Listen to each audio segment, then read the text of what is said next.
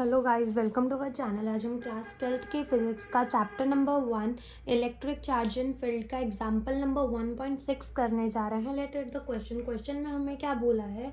Consider the charges q q and minus q placed at the vertices of an equilateral triangle as shown in the figure 1.7 and what is the force on the each charge. तो देखो, सबसे पहले हमें क्या बोला है, एक equilateral triangle है। यहाँ पर हमारे तीन चार्जेस है q q and minus q, ठीक है, जो कि रखे हुए हैं eight the vertices of an equilateral triangle. और इस ट्रायंगल की जो साइड है वो है एल एल एंड एल, ठीक है। अपन से पूछ रहा है कि वो कितने, मतलब कितना फोर्स लग रहा होगा ऑन द ईच चार्ज, यानी हर एक चार्ज के ऊपर कितना फोर्स लग रहा होगा वो पूछ रहे हैं, ठीक है। अब यहाँ पर नेगेटिव चार्ज है, यहाँ पे पॉजिटिव चार्ज है। यहाँ पर डायरेक्शन फोर्स की समझना ये ज़्यादा ज़रूरी है। तो देखो, यहाँ पर क्या है, नेगेटिव चार्ज है, यहाँ पर क्या है, पॉजिटिव चार्ज है। नेगेटिव पॉजिटिव क्या करेंगे, एक दूसरे को अट्रैक्ट करेंगे, ठीक है। तो देखो, ये नेगेटिव पॉजिटिव क्या करने वाले, एक दूसरे को अट्रैक्ट करेंगे, है ना। तो यहाँ पर क्या लग रही होगी, ये अट्रैक्टिव फोर्स लग रही होगी Q1 के वजह से। तो force on 3 due to 1 first वाले के वजह से लग रही होगी, ठीक है। अब यहाँ से ये इसको अट्रैक्ट करेगा, तो this is the force on 1 due to 3। Same ये दोनों भी अट्रैक्टिव लगाएंगे तो ये इसको अट्रैक्ट करेगा, that is the force on 3 due to 2।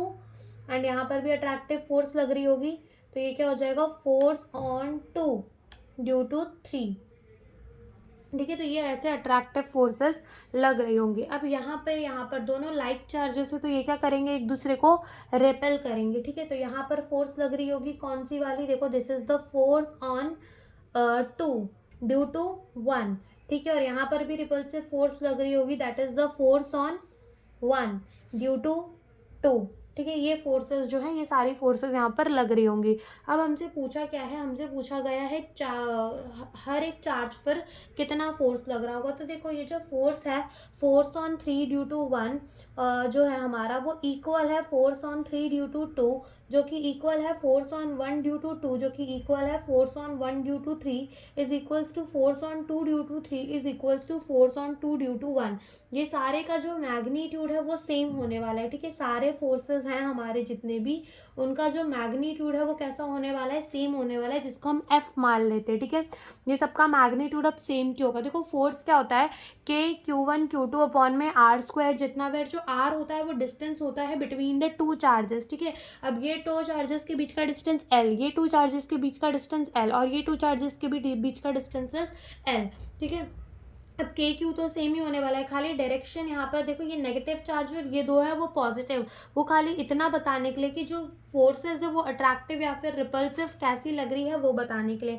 बाकी जो मैग्नीट्यूड है वो सेम है, तो के क्यू स्क्वायर अपॉन में आर स्क्वायर, यानी सारे फोर्सेस जो हैं वो कैसे होंगे, सेम होंगे, एफ के बराबर होंगे। तो एक बार हम ये एफ निकाल लेते हैं, ठीक है, एक बार हम ये एफ निकाल लेते हैं। तो एफ ये हमारा क्या हो जाएगा, के क्या होता है 1/4πε0, ठीक है, 1/4πε0 के क्यू, तो ये क्या हो जाएगा क्यू स्क्वायर अपॉन में आर, यानी कि क्या हो जाएगा एल का स्क्वायर। तो ये हमारे क्या आएंगे, फोर्सेस आएंगे, ठीक है। अब हमसे पूछा क्या गया है कि हर एक चार्ज में हमें बताना है, ठीक है। तो यहाँ पर देखो, जो हमारा ये दो चार्ज है, ठीक है, force on 3 due to 1 and force on 3 due to 2, तो इनका रिजल्टेंट निकलेगा, यहाँ पर इसको कह दो F3, ठीक है। Force on 1 due to 2 and force on 1 due to 3 का रिजल्टेंट निकलेगा, तो इसको क्या कह दो, F1 कह दो, ठीक है। Force on 2 due to 3 and force on 2 due to 1 का भी एक रिजल्टेंट निकलेगा, इसे क्या कह दो, F2 कह दो। तो अभी हमें ये रिजल्टेंट निकालने हैं, F1 F2 एंड F3 हमें ये रिजल्टेंट निकालने, ठीक है। तो पहले हम क्या निकाल लेते हैं, F1 निकाल लेते हैं कि फर्स्ट चार्ज में कितना फोर्स लग रहा होगा। F1 कैसे निकालेंगे, रिजल्टेंट निकालना होगा। अब यहाँ पर हमारा फॉर्मूला होता है रिजल्टेंट निकालने का, that is a square plus b square under root में a square plus b square plus 2ab cos theta. तो यहाँ पर देखो हमारा क्या हो जाएगा, फोर्स ऑन 1 ड्यू टू 2 का square plus force on 1 due to 3 का square plus 2 into force on 1 due to 2 plus force on 1, यहाँ पे मल्टीप्लाई आएगा, ठीक है, फोर्स ऑन 1 ड्यू टू 3, का एंड कॉस थीटा। तो यहाँ पर देखो ये जो हमारा यहाँ पे डिस्टेंस है, ये कॉस हमारा कितना हो जाएगा, देखो अंदर का जो एंगल होता है ट्रायंगल के वो 60 डिग्री, ये टोटल कितना हो जाएगा 180 डिग्री। तो यहाँ पे जो एंगल होगा इन दोनों के बीच में कितना होने वाला है 120 डिग्री। ठीक है, तो 120 डिग्री कॉस कितना हो जाएगा 120 डिग्री एंड कॉस 120 डिग्री हो जाएगा। ओके, यहाँ पर हमारा, तो अब हमने क्या बोला कि सबका मैग्नीट्यूड तो सेम है, तो हम इसको एफ स्क्वायर प्लस यहाँ से 2 into F square and cos 120 degrees minus 1/2। तो देखो 2 में से 2 जो है वो कैंसिल आउट हो जाएगा। यहाँ पर हमारा बचेगा क्या, यहाँ पर बचेगा F square plus F square minus F square, और यहाँ पे से एफ स्क्वायर भी खत्म हो जाएगा। तो हमारा जो रिजल्टेंट निकल कर आएगा वो कितना निकल के आएगा, एफ निकल के आएगा। यानी कि फोर्स ऑन वन कितना लग रहा होगा, एफ अभी हमने निकाला कितना है, हमारा एफ है 1/4 pi epsilon not Q square upon में एल स्क्वायर, जितना ये लग रहा होगा फोर्स हमारे वन के ऊपर। ठीक है, नाउ अगर हम इसे वेक्टर फॉर्म में लिखे, ठीक है, अगर हम इसे किसके फॉर्म में लिखे, वेक्टर फॉर्म में लिखे, तो हम कैसे लिख सकते हैं, force on one is equals to किसके बराबर है वो एफ, ठीक है, इंटू R1 कैप, हम ऐसे लिख देते हैं। अब ये R1 कैप जो है वो क्या होगा, देखो यहाँ पर अगर अपन बात करें इसके वेक्टर की, ठीक है, इसके वेक्टर की अपन अगर बात करें यूनिट वेक्टर की, तो देखो ये कहाँ जा रहा है, हमारा रिजल्टेंट फोर्स इस तरफ जा रहा है, तो ये और ये पैरेलल है, तो क्या इसका यूनिट वेक्टर इसी के डायरेक्शन में हम लिख सकते हैं। ठीक है, इसका यूनिट वेक्टर हम इसी के डायरेक्शन में, देखो पहले तो इसको ए बोल देते हैं, ये ए पॉइंट है, ये बी पॉइंट है और ये सी पॉइंट है। ठीक है, तो ये हमारा जो वेक्टर है वो कहाँ जा रहा है, इस तरफ जा रहा है, इसी के डायरेक्शन में जा रहा है, ऐसे ही पैरेलल है। तो हम लिख सकते हैं कि ये जो हमारा यूनिट वेक्टर होगा, यूनिट वेक्टर अलोंग किसके अलोंग होगा, अलोंग AC होगा।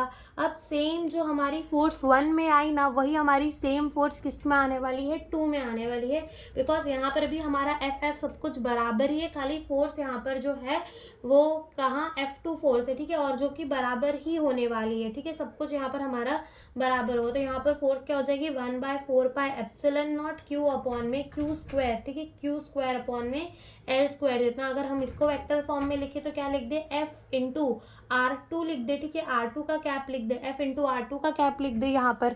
तो यहाँ पर R2 जो होगा वो क्या होगा, यूनिट वेक्टर अलोंग। अब यहाँ पर देखो यूनिट वेक्टर F2 किस डायरेक्शन में है, एस डायरेक्शन में, इस डायरेक्शन में है F2। ठीक है, इस डायरेक्शन में F2, और ये कैसा हो जाएगा, पैरेलल हो जाएगा। ये थोड़ा पैरेलल बना नहीं है लेकिन ये पैरेलल ही होगा। ठीक है, तो ये पैरेलल हो जाएगा, तो हम लिख सकते हैं कौन से डायरेक्शन में, अलोंग द डायरेक्शन AC। ठीक है, अलोंग द डायरेक्शन AC। और यहाँ पर ये जो R1 यूनिट वेक्टर है वो किसके डायरेक्शन में होगा, ऑन द डायरेक्शन BC। ठीक है, देखो ये और ये पैरेलल है और ये पैरेलल है, दैट इज यहाँ पर क्या हो जाएगा AC, और यहाँ कैसे इसका क्या हो जाएगा BC हो जाएगा। ओके, नाउ हमको क्या निकालना है, फोर्स ऑन 3। ठीक है, थर्ड वाला फोर्स निकालना है, तो उसके लिए भी हमको क्या निकालना पड़ेगा, रिजल्टेंट निकालना पड़ेगा, that is force on 3 due to 1 का square plus force on 3 due to 2 का स्क्वायर। ठीक है, जो कि किसके बराबर हो जाएगा, 2 into force on 1 due to 3 into force on 3 due to 2 and cos 60 degree, cos 60 degree is 1/2, तो 2 में से 2 कट जाएगा।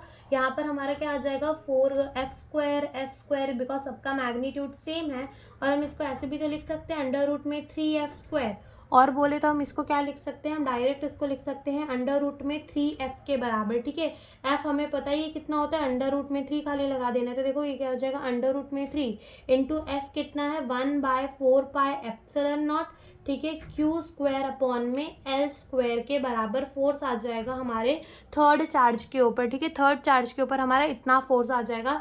अगर इसको भी हमें किस में लिखना हो तो वेक्टर में, तो क्या लिख दो, सबसे पहले तो लिख दो यहाँ पर √3 इंटू हमारा क्या हो जाएगा f, और यहाँ लिख दो n कैप, और ये n कैप क्या है, यूनिट वेक्टर है अलोंग द बाइसेक्टिंग। ठीक है, बाइसेक्टिंग द एंगल C। यहाँ पर हमारे NCERT में भी देखो लिखा हुआ है, देखो क्या लिखा है, the total force on the charge minus q at C is F3 √3f, और ये क्या हो जाएगा √3f n कैप हो जाएगा। ठीक है, √3f n कैप हो जाएगा, वेर जो n कैप है वो क्या है, यूनिट वेक्टर है along the direction bisecting the angle BCA। तो ये हमारा एंगल है, देखो B, ये है C, और ये है अपना एंगल, ये है अपना एंगल B एंड ये C और ये D। तो ये जो यूनिट वेक्टर है दिस, ठीक है, ये क्या है, बाइसेक्टिंग द एंगल C। तो ठीक है, यही हमसे इस क्वेश्चन में पूछा था। Thank you for watching the video.